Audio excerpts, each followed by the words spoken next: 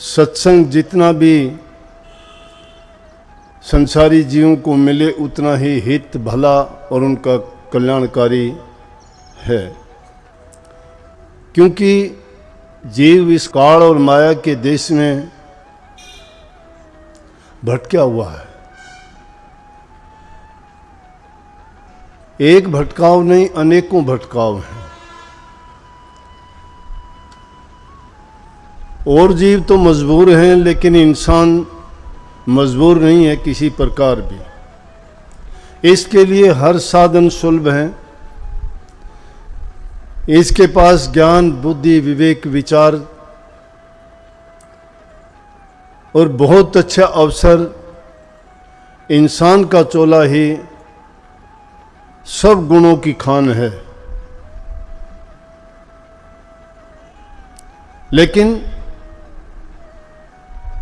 यहाँ हालात थोड़े ज़्यादा किस लिए बिगाड़े, जैसे अभी वाणी थी कबीर साहब की, उसकी तो हम क्या तो व्याख्या कर सकते हैं, मंदबुद्धि हैं,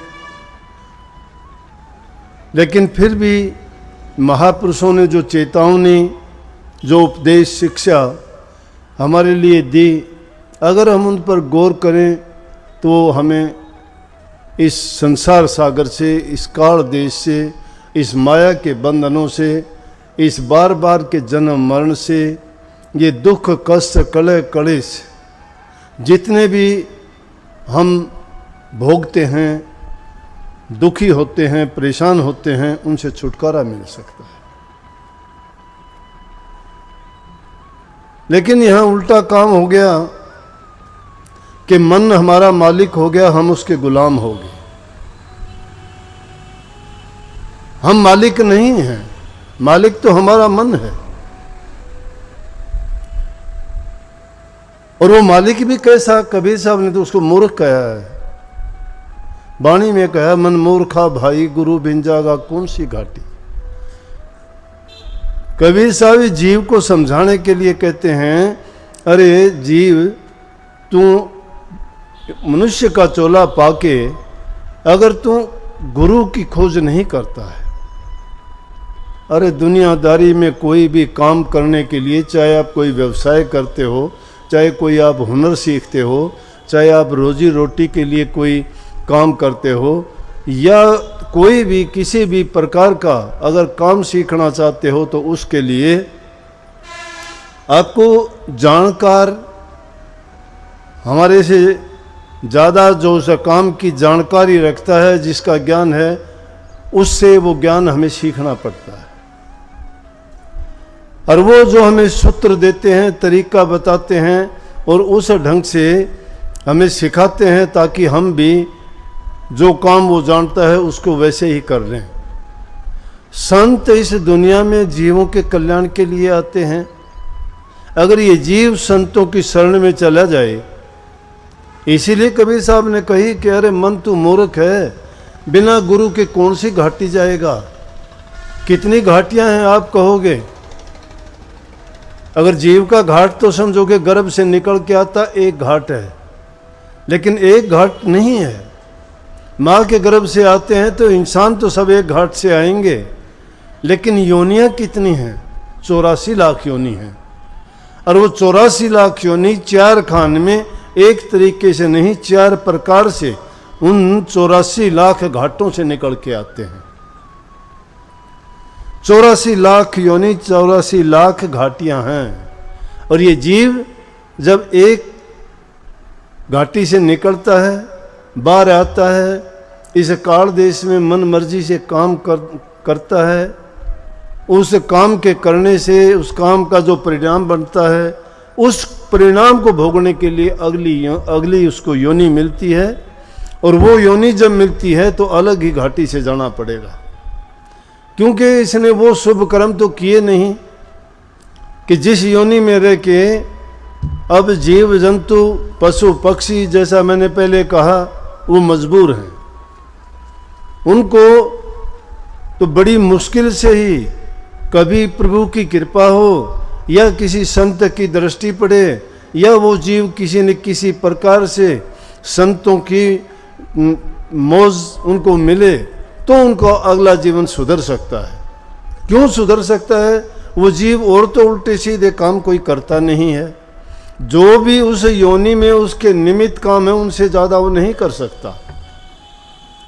लेकिन इंसान तो सब प्रकार के कर्म कर सकता है, इसमें ज्ञान भी है, समझ भी है, बुद्धि भी है, विवेक भी है। इसीलिए ये कहा कि गुरु अगर मिल जाएगा तो तेरा इन घाटियों में घूमने का पीछा छूट जाएगा।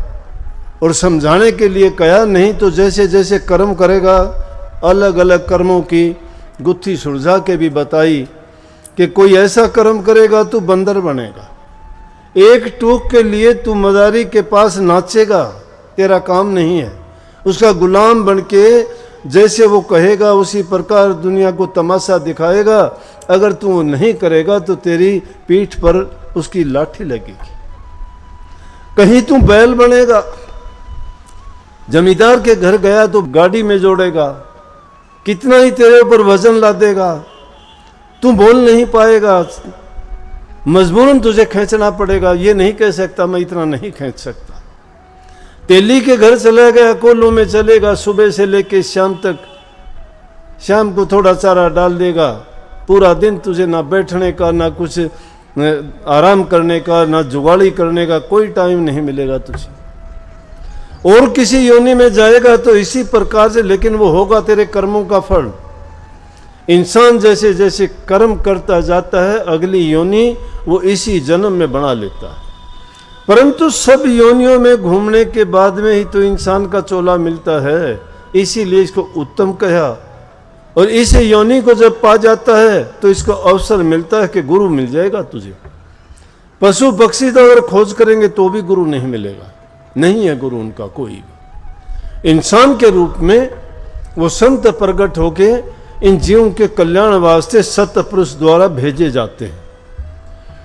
इसलिए संत क्या करते हैं कि इंसान को, जो जीव भटके हुए हैं, ज्ञान नहीं है, वो नहीं समझते, नहीं जानते कि किस लिए सत्संग करें, किस लिए गुरु के पास जाएं, किस लिए हम जो वो हमें उपदेश करते हैं, मंत्र देते हैं या जाप देते हैं या कोई सुमन ध्यान बताते हैं, कैसे करें, क्यों करें, क्या फायदा होगा हमें उससे। जो लोग इन चीज़ों को नहीं जानते हैं, नहीं समझते हैं, वो लोग अगर संतों के सत्संग में आते तो भी उनकी समझ में नहीं आती बात। अलग अलग कामों में अलग अलग कामों के लिए उनके नाम दिए गए हैं। अगर आदमी राज्य कार्य में जाता है तो उसको राजनीति कहते हैं, धार्मिक कार्यों में आता है तो उसको धर्म नीति कहते हैं, परिवार में अगर रहता है तो परिवारवाद कहते हैं उसको। अरे जब धर्म नीति को नहीं समझते, धर्म की नीतियां क्या है, तुम आते धर्म में हो, वहां आके तुम बातें राजनीति की करते हो। राजनीति का क्या है, किसी को उठकना, किसी को पटकना, किसी को मिला लेना, किसी को जुदा कर देना, अपने लालच के लिए, अपने स्वार्थ के लिए, अपनी हुकूमत के लिए वो कुछ भी करें। लेकिन धर्म नीति में आके लोग इन बातों को सीखते हैं, किसी को नीचा दिखाना, किसी को छोटा बताना, किसी को बड़ा बताना, किसी से द्वेष रखना, किसी से ईर्ष्या रखना। ये संत नहीं बताते। कौन से संत ने कही है तुम धर्म में आके इन बातों को करो?